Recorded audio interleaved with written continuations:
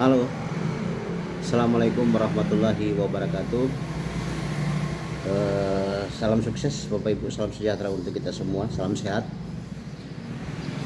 Kali ini dari kediaman saya Bapak Ibu, dari kantor saya, di mana tempat saya beraktivitas setiap hari. Saya kepingin berbagi, saya kepingin sharing pada video saya kali ini.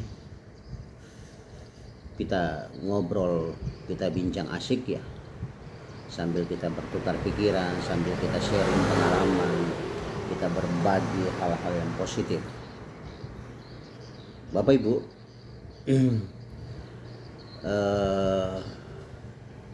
saya coba flashback perjalanan pribadi saya, dan mudah-mudahan ini menjadi satu inspiring atau satu inspirasi dan menjadi satu pembelajaran khususnya buat saya pribadi. Dan mudah-mudahan dari kita ada beberapa yang menonton atau melihat atau mendengarkan video saya ini. Bapak Ibu, di perjalanan saya kurang lebih ya 20-an tahun lah di industri ini, bisnis network marketing.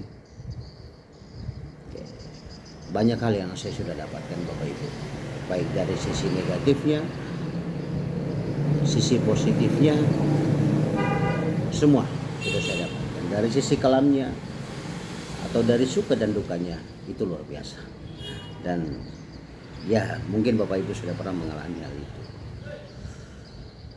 Sampai pada titik ini saya punya satu kesimpulan, saya punya satu pendapat bahwa industri bisnis network marketing adalah luar biasa. Kita belum bicara hasilnya Bapak Ibu, kita masih berbicara seputaran sisi pengalaman positif dan negatifnya, atau sisi suka dan dukanya Bapak Ibu. Bapak Ibu, ada hal-hal yang harus kita benahi, ada hal-hal yang harus kita tingkatkan, dan ada hal-hal yang harus kita pertahankan. Yang namanya proses ya Bapak Ibu.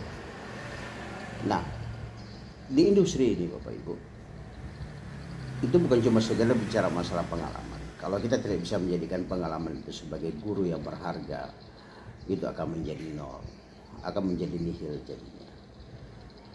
Tapi kalau sebaliknya Bapak Ibu, kita bisa jadikan pengalaman itu sebagai guru yang sangat berharga dan menjadi satu pemicu, menjadi satu koreksi introspeksi diri, khususnya buat kita pribadi. Ini akan menjadi satu batu loncatan yang sangat dahsyat dan sangat luar biasa Bapak Ibu.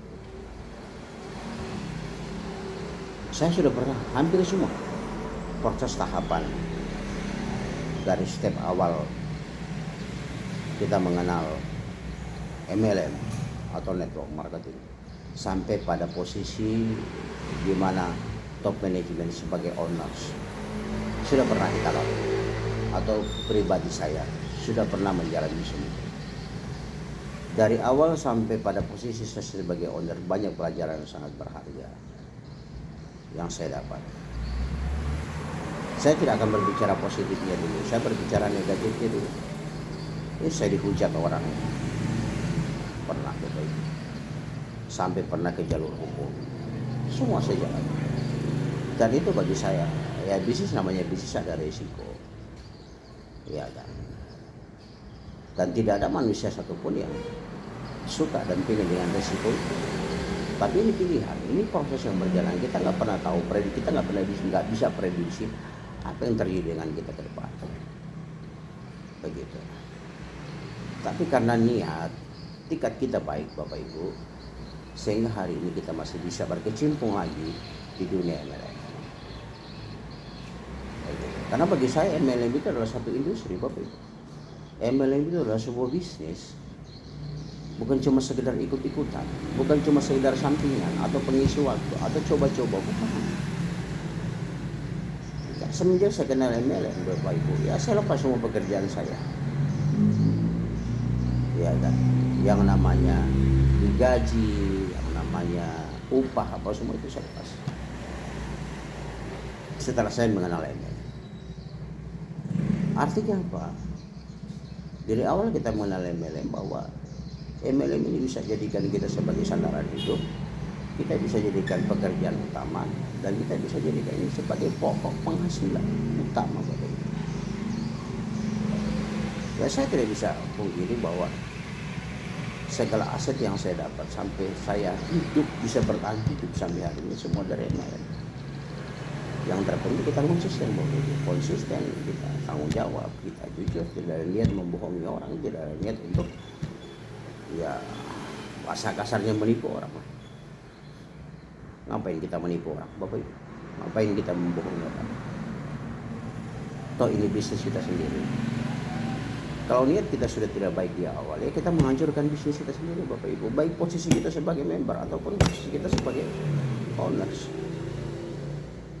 Ya. Salah satu contoh kecil Bapak Ibu.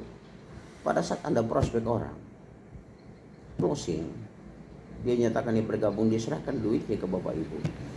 Bapak Ibu tidak postingkan dia, kepake duitnya. Disitulah awal kehancuran bisnis Bapak Ibu. Atau disitulah awal kehancuran bisnis kita. Makanya satu hal, jangan pernah pakai duit postingan, jangan pernah pakai duit pendaftar. Pada saat mereka serahkan duit pada Bapak dan Ibu atau kepada kita, langsung kita postingkan loh. Itu bentuk atau bagian daripada komitmen, bentuk atau bagian daripada tanggung jawab kita. Itu contoh kecil saja. Itu di kapasitas kita sebagai member, apalagi di kapasitas kita sebagai owner.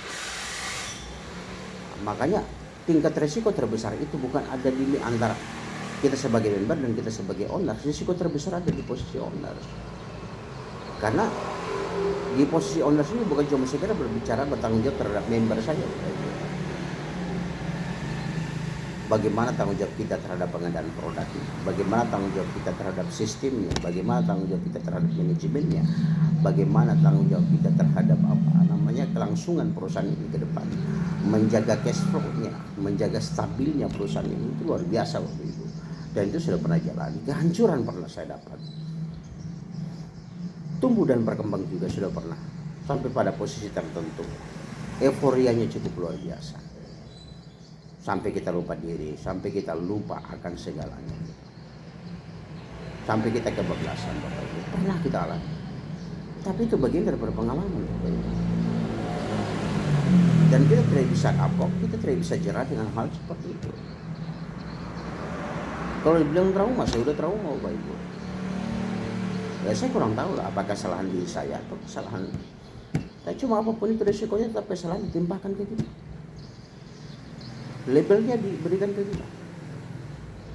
Apres tidak komitmen, apres pecundang, apres begini. Padahal ada rentetan di mana kesalahan-kesalahan itu muncul. Dan itu di luar dari take control saya Bapak Ibu. Karena satu pengalaman sebagai owner mungkin di awal belum, ya kan, dari sisi manajemen administrasi sempat kita kebobolan, manajemen keuangan kita out-outan, sehingga cash flow tidak teratur dengan baik akibat berbagai macam pengaruh, akibat berbagai macam permintaan sana sini. Sebentar saya jelasin, kita akan sampai pada posisi itu. Dan kenapa hari ini saya mau bangkit lagi? Kenapa hari ini saya mau merubah? Saya kepingin, bukan mencoba lagi Bapak Ibu ya. Saya kepingin ini pembenahan secara totalitas. Begitu. Saya kepingin meminimalisir resikonya Bapak Ibu. Begitu. Saya kepingin di periode ini benar-benar harus ada hasilnya. Bukan cuma untuk saya Bapak Ibu, tapi semua yang bergabung, semua satu saat nanti mitra-mitra yang ada di perusahaan. Momentum awal tahun 2026 bagi saya itu momentum yang cukup luar biasa. Dan ini saya akan berjuang bahkan 1000%. dengan potensi yang ada dalam diri saya, dengan segala macam potensi, baik potensi sumber daya manusianya maupun ya sumber daya yang lain, kita berdayakan Bapak Ibu. Begitu. Banyak suka dukanya Bapak Ibu, banyak apa ya, pahit manisnya, banyak apa namanya, asin-asinnya Bapak Ibu, banyaklah. Makanya kesempatan kali ini saya mau berbagi apa sih suka dukanya Bapak Ibu. Apa sih perbedaannya antara member biasa dan owners? Kenapa kok bisa tumbang? Kenapa kok bisa gagal? Kenapa? Banyak faktor. Satu kegagalan owners Bapak Ibu, satu kegagalan perusahaan itu kan ada beberapa faktor. Ya kan, kita nggak usah bicara, sebentar kita bahas istilah internal perusahaan. Faktor yang pertama datang itu adalah dari internal dulu ya Bapak Ibu. Ya kan. Faktor yang pertama adalah dari ownersnya itu sendiri. Itu saya akui Bapak Ibu. Kurang memprotek diri. Satu. Yang kedua, terlalu percaya orang. Yang ketiga, lebih banyak menggunakan rasa daripada rasionalnya. Terlalu banyak menggunakan insting sebagai manusia daripada insting bisnisnya. Terlalu banyak prinsip yang di luar dari seharusnya digunakan seorang bisnismen yang sukses. Contoh kecil, ini salah satu contoh saja. Satu komponen yang ada di perusahaan itu adalah produk. Perusahaan kerjasama dengan pabrikan, perusahaan kerjasama dengan produsen. Itu produk bayar cash Bapak Ibu. Tak ada pabrikan yang mau ngasih kita pinjaman produk. Tak ada pabrikan atau perusahaan yang atau produsen yang mau ngasih kita produk bayar nanti itu. Semua di awal kita bayar cash. Oke. Pada saat kita bayar dan produk itu sampai ke perusahaan. Nah ini yang menjadi masalahnya. Awal daripada titik kehancurannya di situ. Sekali lagi, kita beli perusahaan, kita beli produk, bayar. Ke pabriknya kita bayar. Berarti perusahaan keluar modal. Modal yang sebenarnya secara fisik yaitu produk.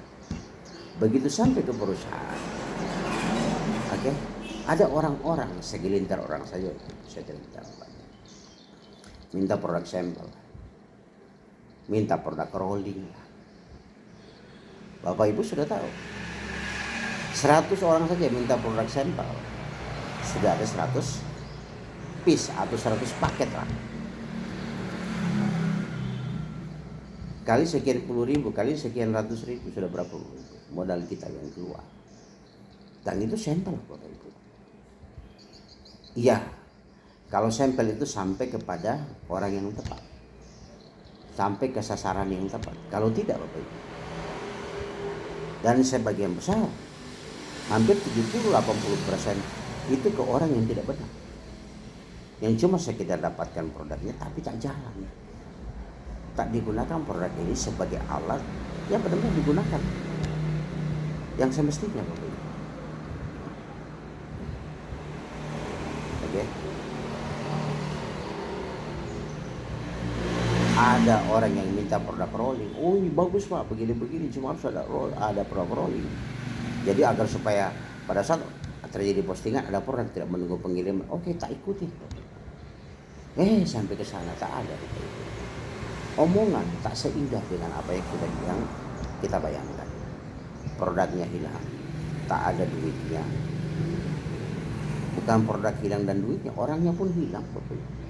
Entah kemana-mana, apa dimakan tupai, apa dimakan kalajengking, apa dimakan harimau, kita nggak pernah tahu. Tadi informasi di telepon, tadi angkat, di WA, tadi balas, tak ada respon. Bayangin kalau 10-20 orang, 100 orang begitu, habis lah kita pesan. Nah begitu kita kayak bisa produk, minta ke pabrik lagi, bisa nggak? Nggak bisa, harus ada duitnya. Nah perputarannya tak ada Bapak Ibu. Nah inilah satu hal yang membuat kita hancur. Faktor kehancuran yang kedua apa? Yang salah apa? Operasional. Belum jalan sudah minta operasional. Dia jual dirinya Bapak Ibu. Wah saya kan leader besar, wah saya kan punya jabatan, namun bagaimana saya mau jalan dan lain-lain kan, bla bla bla bla. Kita pun gitu. Ada yang minta direntalkan mobil, ada yang minta rumah, belum bayar cicilan lah, tinggalkan untuk keluarga lah apa semua.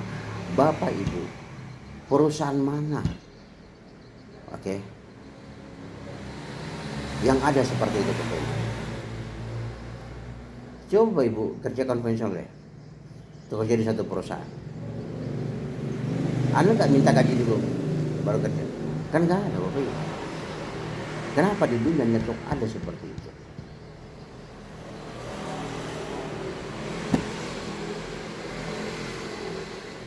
Nah hal-hal seperti ini membuat kita akan sulit untuk berkembang. Dan kesalahan saya pribadi, terlalu percaya dan lain-lain. Itu sebagian kecil saja yang membuat kita hancur. Belum lain-lain menjaga cash flow-nya pada saat kita sukses terjadi euforia luar biasa. Ya kan, ya orang bilang OKB lah, orang kaya baru lah. Padahal kita belum kaya itu. Ya kan, kita masih miskin. Karena omset yang masuk Bapak Ibu, itu 70-80% itu milik orang lain. Masih milik member Bapak Ibu. Anggap aja 80%, 20% kan ada. Tapi kan 20% ini pun belum bersih untuk perusahaan Bapak Ibu. Ada biaya operasional perusahaan, ada pajaknya di situ, ada ongkirnya di situ, ada gaji manajemennya di situ, ada gaji karyawannya di situ. Pengelolanya itu paling 3-5% saja. Tak besar. Karena kurangnya diri, kurang rasa syukur, kurang banyak kekurangannya. Nah ini salah satu faktor. Makanya saya berharap ke Bapak Ibu, jadilah pembangun jaringan, jadilah bisnismen yang benar-benar kita menggunakan rasional. Harus ada keseimbangan antara mitra dan pihak perusahaan Bapak Ibu. Ya kan? Bapak Ibu perusahaan keuntungan cuma 3-5%, tapi Bapak Ibu keuntungannya 70%. Gedean mana Bapak Ibu? Nah, kita tidak menyadari itu. Makanya saya sampaikan di awal pembukaan video saya, lebih baik jadi member daripada jadi owners. Member itu berusia gede loh. Ya kan? Member sudah dapat reward mobil, sudah punya mobil ke sana petentang di mobilnya. Perusahaan belum ada mobilnya. Bagaimana beli mobil? Keuntungan cuma 3-5%. Bapak Ibu keuntungan 70% Bapak Ibu, dan tidak punya beban apapun. Oke. Artinya tidak punya beban seperti besarnya beban perusahaan. Paling beban Ibu ini pembenahan untuk jaringan saja, untuk keluarga udah selesai, untuk operasional.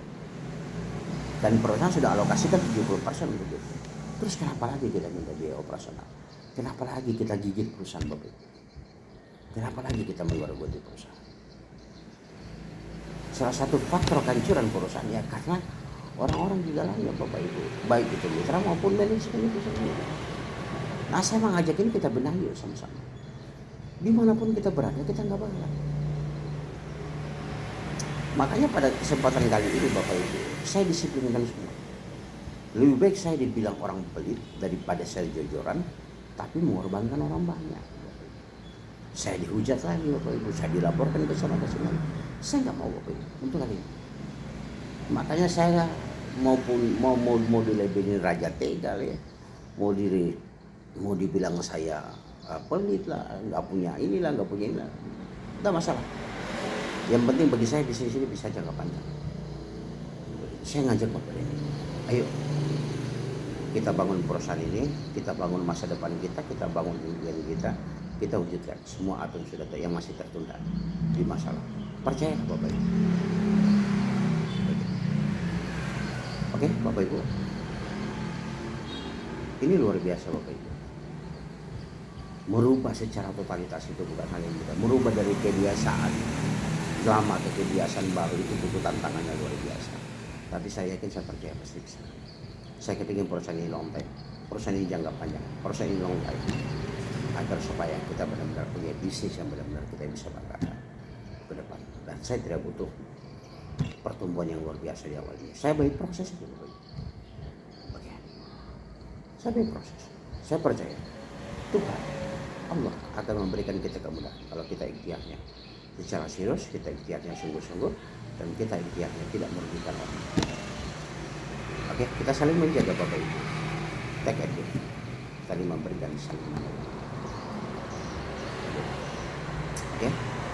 Terima kasih banyak Bapak Ibu. Saya doakan mudah-mudahan Bapak dan Ibu sehat selalu. Oke, dimudahkan dalam segala ikhtiarnya, dimudahkan dalam segala usahanya. Apapun bentuk usahanya, apapun bentuk ikhtiarnya, semoga diridhoi dan semoga dilancarkan. Oke. Terima kasih Bapak Ibu, salam sukses semua ya. Dan kita ketemu di seminar-seminar yang akan dilakukan oleh Genusa atau Gema Niaga Nusantara. Kita akan ketemu di kelas-kelas meeting Bapak Ibu dengan materi-materi training yang insya Allah luar biasa, dengan konsep pembinaan dan konsep publikasi yang baik dan benar. Salam sukses Bapak Ibu, hormat dan salam saya buat Anda semua, pada teman-teman semua, guru-guru saya ya, dan mentor-mentor saya. Terima kasih banyak.